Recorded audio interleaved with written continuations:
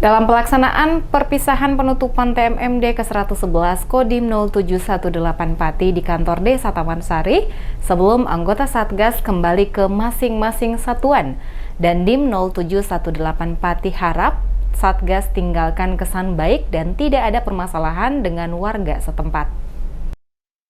Program TMMD ke-111 Kodim 0718 Pati resmi ditutup. Komandan Kodim 0718 Pati gelar perpisahan di kantor Desa Taman Sari, Kecamatan Jaken, Kabupaten Pati. Perpisahan tersebut dilaksanakan dalam rangka menutup pelaksanaan TMMD secara simbolis dengan menyampaikan berbagai giat sasaran yang dapat direalisasikan dan menarik kembali anggota Satgas untuk kembali ke satuannya.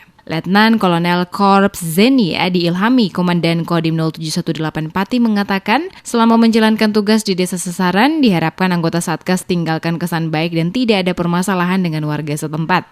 Kita berinteraksi di masyarakat, saya minta tolong tidak ada, atau saya berharap tidak ada yang ada permasalahan, yaitu jangan sampai ya mungkin kan permasalahan itu muncul atau mungkin ada laporan, ada penyampaian dari masyarakat tentunya setelah bapak-bapak ini pulang.